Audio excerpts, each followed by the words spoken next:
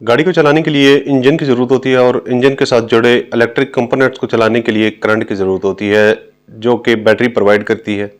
इसलिए अच्छी बैटरी और हेल्दी बैटरी का इंजन के साथ होना बहुत ज़रूरी है। तो अपनी गाड़ी की बैटरी को हम कैसे मेंटेन रख सकते हैं, कौन से इंजन के लिए कितने एम्पेयर की बैटरी परफेक्ट रहती है, ड्राई बैटरी और एसिड बैटरी में क्या डिफरेंस होता है, आज की वीडियो में ये हम डिस्कस करेंगे। औज़ुबिल्लाहिमिनश्शैतानिर्रजीम बिस्मिल्लाहिर्रहमानिर्रहीम। तमाम तर तारीफ़ें उस पाक ज़ात के लिए जिसने हमारे दिलों को ईमान की रोशनी से मनव्वर फरमाया। अस्सलाम वालेकुम व्यूअर्स, उम्मीद करता हूँ अल्लाह पाक के फजल करम से जहाँ भी होंगे खैर आफियत से होंगे और मेरी दुआ है आप लोगों के लिए कि जहाँ भी रहें शाद रहें, आबाद रहें और अल्लाह पाक की रहमतें आप पे बरसती रहे। तो व्यूअर्स, इंजन के साथ जुड़े इलेक्ट्रिक कंपोनेंट्स को चलाने के लिए करंट की जैसे कि बेहद ज़रूरत होती है और वो करंट जो है वो बैटरी प्रोवाइड करती है हमें। तो अपनी गाड़ी के इलेक्ट्रिक कंपोनेंट्स को चलाने के लिए अच्छी बैटरी का होना बेहद ज़रूरी है। अच्छी बैटरी हम कैसे डिसाइड करें कि हमारी गाड़ी के इंजन के लिए कौन सी बैटरी अच्छी रहेगी। तो स्पेशली जब भी हम अपनी गाड़ी की बैटरी रिप्लेस करते हैं तो हमें ये चीज़ जहन में रखनी चाहिए कि कौन से एम्पेयर की बैटरी, कितने एम्पेयर की बैटरी हम गाड़ी से डिसमाउंट कर रहे हैं। उसमें होता ही है कि एट द टाइम हम कह देते हैं कि चलिए ठीक है गुजारा करें, बट जो करंट की मिकदार चाहिए होती है, ठीक है, इलेक्ट्रिक पार्ट को, तो वो इतनी वो बैटरी प्रोवाइड नहीं कर सकती। उसके नतीजे में क्या होता है कि जी बैटरी की लाइफ कम हो जाती है या फिर और इस तरह के इलेक्ट्रिक इशू होना शुरू हो जाते हैं। तो सबसे पहली बात यह कि आपने जब भी अपनी गाड़ी में बैटरी रिप्लेस करवानी है तो इस चीज़ को आप इंश्योर करें कि जिस एम्पेयर की बैटरी आप उतार रहे हैं उसी एम्पेयर की बैटरी दोबारा से आप बैटरी में माउंट करवाएं। फॉर एग्जांपल 75 एच की है तो 75 की लगवाएं, 65 की है तो 65 की लगवाएं, क्योंकि जब गाड़ी मैन्युफैक्चर की जाती है तो इसमें करंट की मिकदार को, करंट के तनासब को देख के उस हिसाब से बैटरी जो है वो उसमें एडजस्ट की जाती है।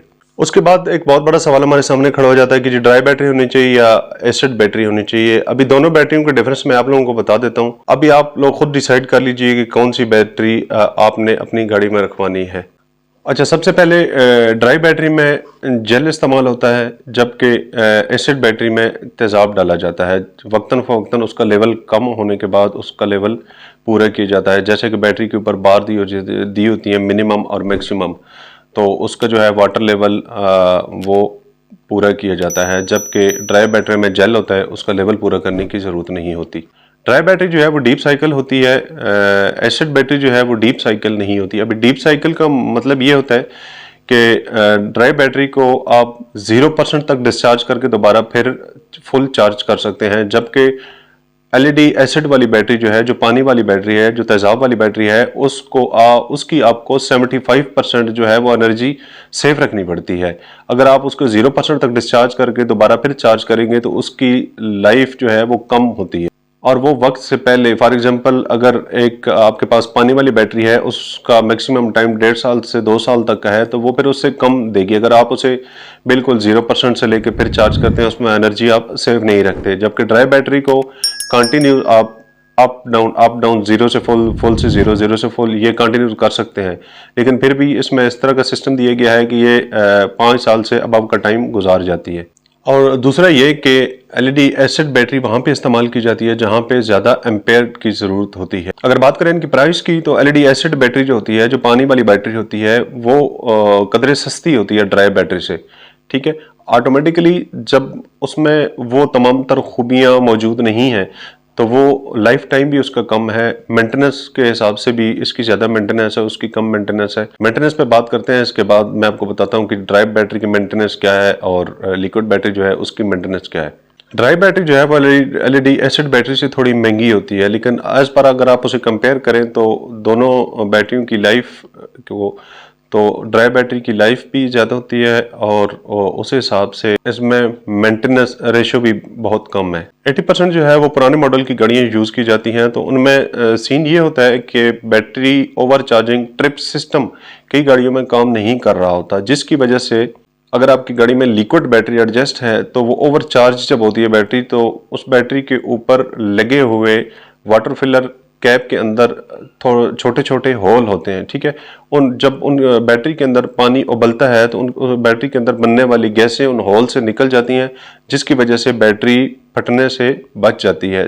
अगर इसे कंपेयर करें ड्राई बैटरी से तो ड्राई बैटरी के अंदर कोई इस तरह की नहीं होता, उसके ऊपर थोड़ा सा भी इस तरह का ओवर चार्जिंग का सिस्टम आ जाए तो उसी टाइम बैटरी फट जाती है। और हाँ, इसी से रिलेटेड एक और चीज़ आपको बताता चलूँ कि जब भी आप गाड़ी ड्राइव कर रहे हैं, गाड़ी के डैशबोर्ड में बैटरी की लाइट आ गई है तो फौरन आप उस बैटरी को चेक करें या नियर बाई आपके कोई मैकेनिक है तो उससे चेक करवाएं, क्योंकि असल में होता यह है कि बैटरी लाइट दे देती है, गाड़ी चलती रहती है, हम चलाते रहते हैं, जनरेटर करंट बना के फॉरवर्ड कर रहा है, बैटरी को मिल रहा है, बैटरी आगे उसे फॉरवर्ड कर रही है, लेकिन उसकी एक मिकदार है, उस मिकदार से ज़्यादा जब वो करंट पास कर रही होती है तो उसमें इलेक्ट्रिक कंपोनेंट्स जो है उनके ऊपर इफेक्टिव होता है। आपकी गाड़ी की वायरिंग भी जल सकती है, लाइटें भी जल सकती हैं, डिजिटल मीटर जो है वो भी इफेक्टिव हो सकता है, यानी कि इलेक्ट्रिक कंपोनेंट्स जो हैं वो इसे इफेक्टिव हो सकते हैं। तो जब भी बैटरी की लाइट आ जाए तो आप कोशिश करें जितना नज़दीक तरीन कोई मैकेनिक है या इलेक्ट्रिशियन है उससे अपनी गाड़ी को चेक करवाएं। और जहाँ पे बैटरियों की बात आ रही है तो वहाँ पे हम एक कॉमन सी मिस्टेक करते हैं, भी अपनी गाड़ी से बैटरी इंस्टॉल करें या अनइंस्टॉल करवाएं तो उसके कनेक्शन जो है वो एक सीक्वेंस में, उसका एक प्रोसीजर है, ठीक है, उसके तहत आप उसे उनके कनेक्शन को उतारें और उसके मुताबिक लगाएं। वो प्रोसीजर क्या है, वो किस तरह है कि जी सबसे पहले जब आपने अपनी गाड़ी के इंजन से बैटरी डिसमाउंट करनी है, ठीक है, अनकनेक्शन करनी है, तो सबसे पहले आपने नेगेटिव वाला कनेक्शन उतारना है, उसके बाद आपने पॉजिटिव वाला कनेक्शन उतारना है। जब बैटरी उतारनी है तो सबसे पहले नेगेटिव वाला कनेक्शन उतारना है, उसके बाद पॉजिटिव वाला कनेक्शन उतारना है। तो बैटरी लगाते वक्त सबसे पहले आपने इंश्योर करना है कि जी आपकी गाड़ी का इग्निशन स्विच की ऑफ पे है, उसके बाद आपने पॉजिटिव वाला कनेक्शन करना है और फिर नेगेटिव वाला कनेक्शन करना है, ठीक है जी। जब बैटरी आप लगा रहे होते हैं उस टाइम आपने पहले पॉजिटिव वाला कनेक्शन लगाना है, उसके बाद नेगेटिव वाला कनेक्शन लगाना है। तो इसके बाद हम मानते हैं मेंटेनेंस की तरफ। तो जो लिक्विड बैटरी होती है उसकी टर्मिनल के ऊपर अमूमन कॉपर की तय सी जम जाती है,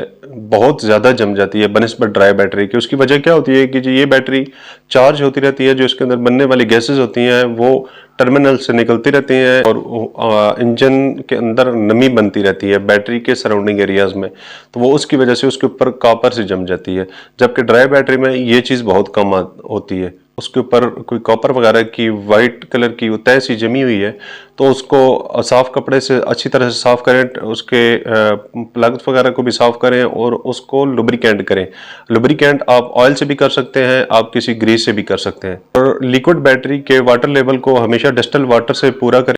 इस तरह की मजीद इंफॉर्मेटिव वीडियो देखने के लिए हमारे चैनल को सब्सक्राइब करें। अपना और अपने प्यारों का बहुत सारा ख्याल रखिएगा, दुआ में याद रखिएगा। मिलते हैं नेक्स्ट वीडियो में, तब तक के लिए इजाज़त दीजिए जी, अल्लाह हाफिज़।